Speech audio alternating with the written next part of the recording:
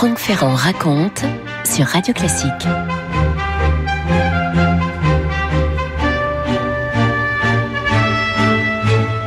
28 mars 1954, dans la vallée de Dien Bien Phu, ça fait maintenant 2 semaines que les troupes de Ho Chi Minh ont commencé leur attaque sur l'armée française qui se trouve là, dans cette cuvette de Dien Bien Phu.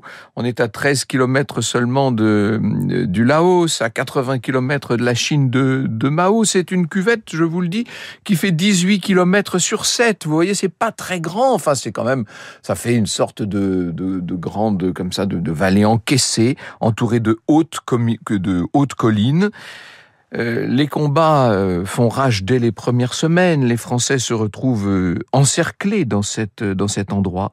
À Dien Bien Phu, ils n'ont plus moyen de s'éloigner de la piste d'aviation qu'ils défendent à cet endroit, piste d'atterrissage qui est le seul lien subsistant avec l'extérieur. Évidemment, cette piste, elle est la cible principale des combattants du Viet Minh qui disposent de nombreuses pièces d'artillerie fournies par la Chine communiste voisine, bien sûr. Ça fait maintenant 5 ans que la Chine est officiellement communiste à l'époque. En ce 28 mars 1954, donc, les Français l'ignorent encore, mais plus aucun avion ne pourra décoller en direction d'Hanoï ou d'ailleurs. Ce cordon ombilical est maintenant rompu lorsque l'avion arrivé dans la matinée a explosé sous le feu de l'ennemi. Son équipage avait tout juste eu le temps de quitter l'appareil au moment de cette explosion. Et dans cet équipage, qui regarde impuissant maintenant l'avion en feu, une femme de 28 ans, convoyeuse de l'air, magnifique corps des convoyeuses de l'air qui se sont tellement illustrées dans tant de combats. Elle s'appelle Geneviève de Galard, et sa mission était de venir chercher des blessés et de les rapatrier à Hanoï. C'était ça le travail des convoyeuses de l'air. Désormais, la voilà donc coincée dans cette cuvette de Dien Bien Phu avec ses 15 000 compagnons d'armes et en face, enfin pas en face, tout autour, 100 000 soldats communistes qui sont là et qui resserrent l'étau. Marie-Laure Buisson vient de faire paraître aux presses de la Cité un ouvrage qui s'intitule « Femmes combattantes, 7 héroïnes de notre histoire ». Et bien sûr, parmi ces 7 héroïnes, Geneviève de Galard. Voici ce qu'écrit Marie-Laure Buisson. Après avoir assisté stupéfaite à l'explosion de son avion, Geneviève doit passer la journée à Dien Bien Phu, mais compte bien repartir le soir même à Hanoï.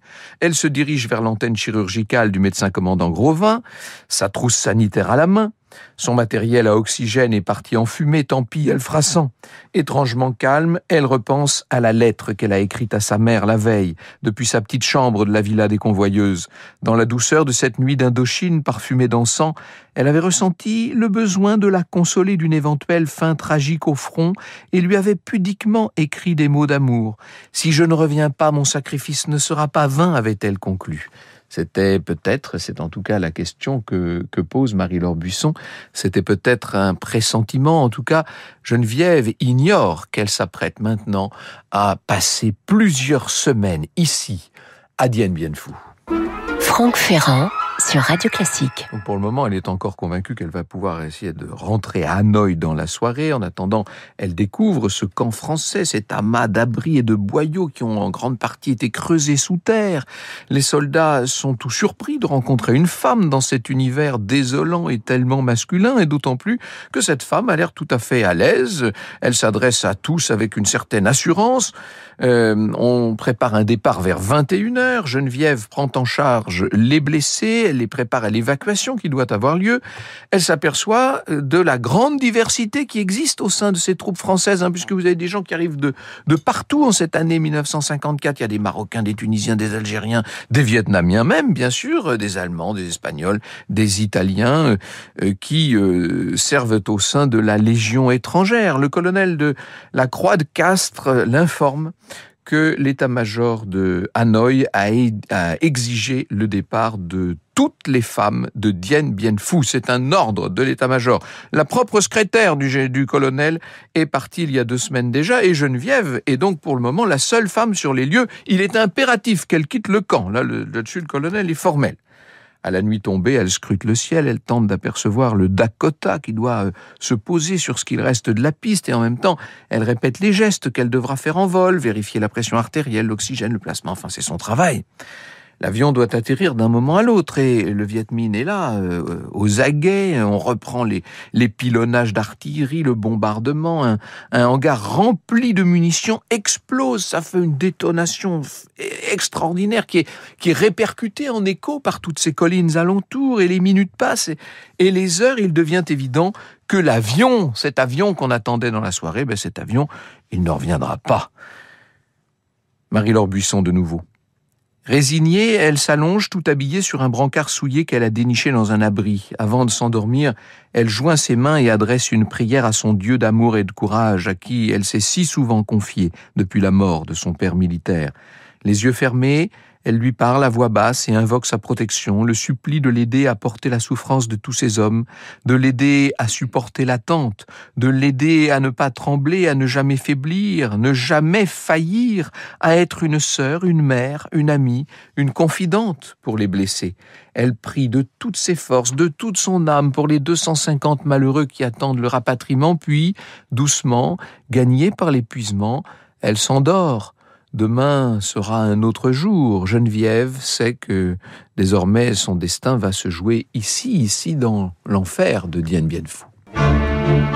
Vous écoutez Radio Classique. Alors, plusieurs jours ont passé à Dien Bien Phu.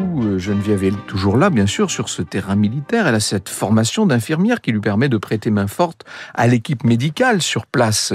Mais elle est beaucoup plus qu'une infirmière. Vous avez bien compris que sa présence est pour les hommes un véritable réconfort. Dien Bien Phu porte bien son nom d'enfer. C'est ainsi que la presse à Paris parle de cette cuvette où se trouvent piégés tant de Français au milieu de ces troupes du Viet Minh sans cesse plus nombreuses et cachées dans les anfractuosités de toutes ces collines alentours.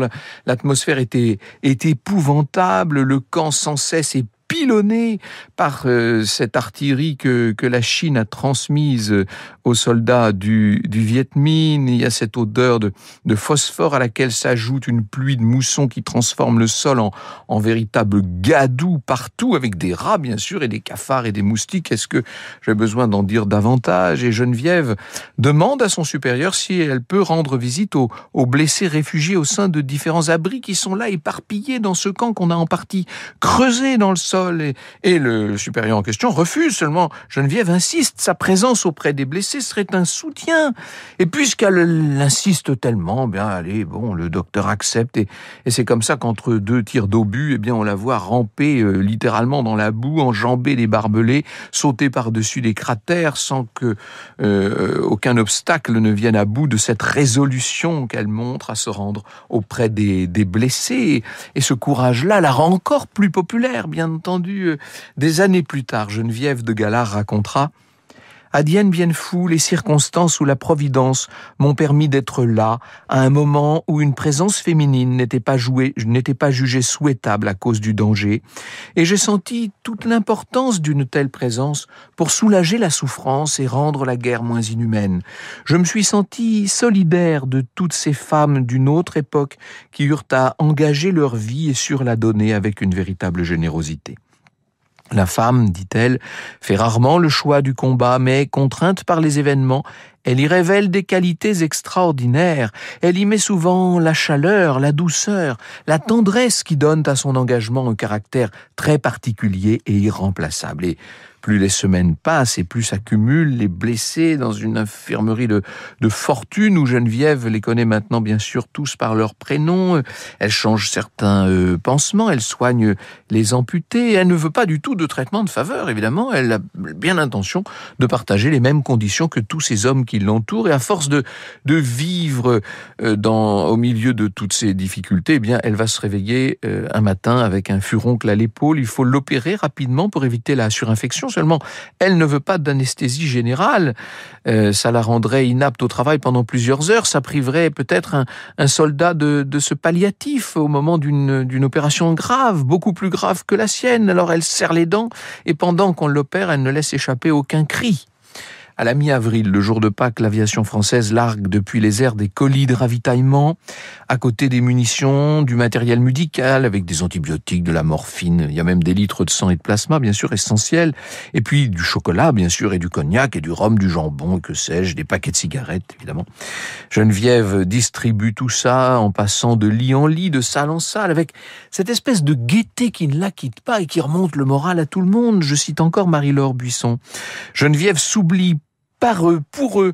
Sans le savoir, elle convoque dans sa mémoire sa longue lignée d'ancêtres, cette cohorte de fantômes qui ont toujours servi. Son ADN est celui du panache. Et si la noblesse a un cœur, il bat dans la poitrine de cette femme. Si elle sait qu'elle ne peut interdire à la grande faucheuse d'emporter tous ces hommes, au moins veut-elle lui tenir tête coûte que coûte, jour après jour, heure après heure. C'est avec patience, elle ne lui cède rien. Elle engage avec elle un bras de fer héroïque, une bataille homérique, une joute acharnée qui lui rendra la victoire moins facile. Geneviève défie la mort. Ça fait maintenant plus d'un mois qu'elle est là dans cet enfer. On est le 29 avril, le colonel de Castres la convoque dans son bureau et lui tend une lettre transmise par Hanoï. Et dans cette lettre, elle découvre qu'il y a la Légion d'honneur et la Croix de guerre. Avec cette citation militaire, a suscité l'admiration de tous par son courage tranquille et son dévouement souriant, d'une compétence professionnelle hors pair et d'un moral à toute épreuve. Elle fut une auxiliaire précieuse pour les chirurgiens et contribua de sauver de nombreuses vies humaines.